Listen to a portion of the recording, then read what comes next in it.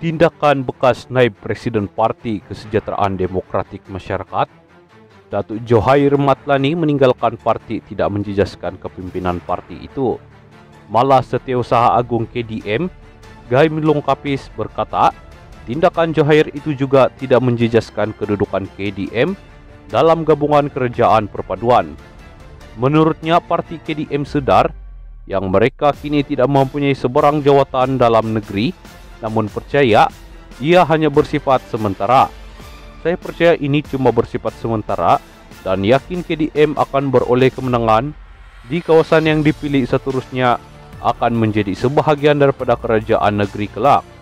Apapun, kami menerima peletakan jawatan beliau secara baik dan ia tidak akan menggugat kedudukan KDM yang dipimpin Presiden Datuk Peter Anthony dan Timbalan Presiden Datuk Wetrom Bahanda, katanya dalam kenyataan pada Isnin. Beliau bagaimanapun berkata, KDM menganggap ahli meninggalkan parti sebagai lumrah dalam dunia politik. Sudah menjadi lumrah dalam politik, pemimpin datang dan pergi. KDM mengucapkan selamat maju jaya kepada beliau. Apa yang penting, kekuatan dan perjuangan kita tidak akan goyah. Parti ini akan terus berjuang untuk rakyat, katanya.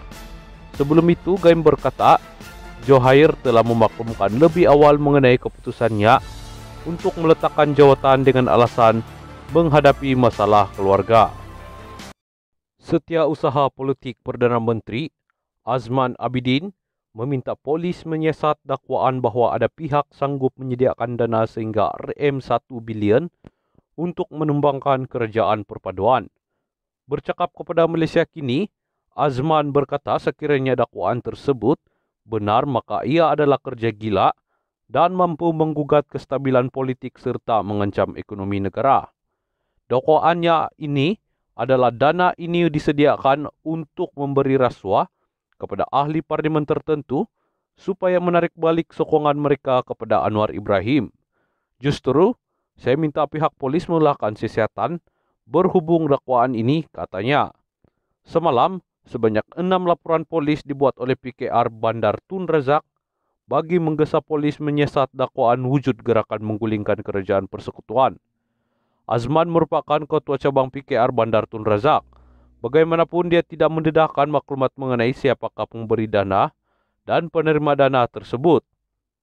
Terdahulu, beberapa sumber dalam Jabatan Perdana Menteri JPM memberitahu Malaysia Kini ada sekurang-kurangnya 2 bekas pemimpin tertinggi kerajaan menjadi dalang dalam usaha menumbangkan kerajaan. Mereka berjanji menyediakan dana sebanyak RM750 juta untuk memberi rasuah kepada ahli-ahli politik bagi menarik sokongan daripada Anwar. Malah jika perlu mereka sanggup menaikkan jumlah dana itu sehingga RM1 bilion, kata sumber-sumber itu. Sumber terbabit juga menggesahkan bahawa kenyataan Anwar yang menyentuh mengenai derma bernilai jutaan ringgit dalam pertemuannya dengan Yang di-Pertuan Agong adalah merujuk kepada usaha membeli ahli parlimen kerajaan. Seandainya ada cadangan mana-mana pihak untuk menyampaikan derma sebanyak RM500 juta atau RM750 juta, ia hendaklah disalurkan terus kepada asnaf dan golongan miskin dalam negara, kata Anwar. Sebelum ini, sesetengah pemimpin pembangkang memberi bayangan bahawa mereka bersedia untuk mengambil alih kerajaan melalui sokongan yang diberikan majoriti ahli parlimen. Misalnya, kenyataan dibuat pengarah pilihan raya PN Muhammad Sanusi Muhammad Noor yang mendakwa parti itu mempunyai jumlah akaun bersumpah yang mencukupi untuk menumbangkan kerajaan perpaduan.